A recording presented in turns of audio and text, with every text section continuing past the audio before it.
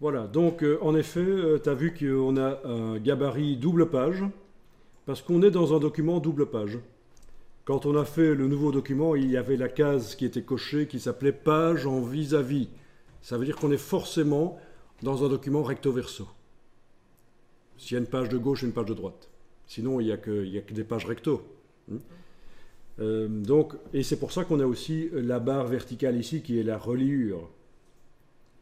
Alors, on va aller ajouter des pages dans ce document. Ben, on va aller ajouter 7 pages. Alors, pour ajouter 7 pages, on va aller dans le menu de la palette pages, jusque insérer des pages. Et là, vous dites que vous insérez 7 pages, 7, hein, le nombre 7, après la page 1. OK.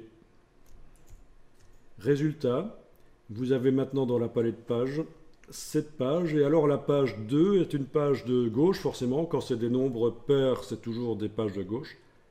Et des nombres impairs, toujours des pages de droite. Et vous avez la dernière page qui est une page paire. Et on peut dire que c'est par exemple la 4e de couverture dans un petit document de 8 pages.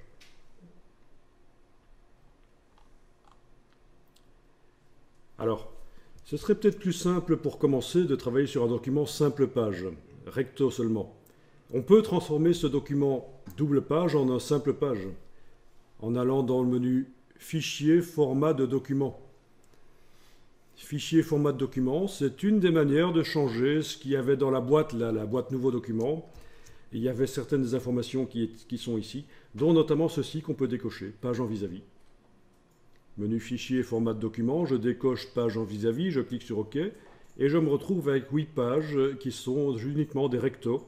Il n'y a plus de reliure, en fait, hein, on ne voit plus la ligne verticale.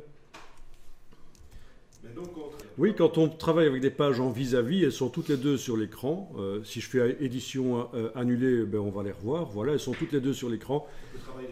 Et on voit directement la page de gauche et de droite. Mais ça permet notamment de faire de la mise en page intéressante, notamment, comme dans les magazines, faire déborder une photo d'une page à l'autre, pour donner une ouverture, hein, pour que ça ne ressemble pas, chaque page ne ressemble pas à une boîte dans laquelle on a mis des choses. Il faut ouvrir. Et c'est une manière de faire déborder une photo d'une page à l'autre. Une manière d'ouvrir la mise en page. Voilà, c'est... Oui, on voit les deux pages en même temps. Ok, mais là, je vais rétablir format de document. Donc, je suis revenu à un format de document uniquement recto.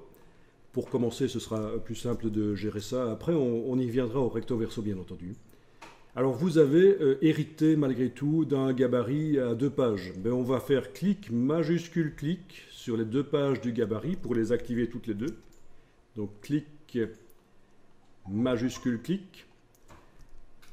Et on va indiquer qu'il n'y a que une page dans ce gabarit. Donc, dans le menu de la palette page, vous allez jusque option de gabarit.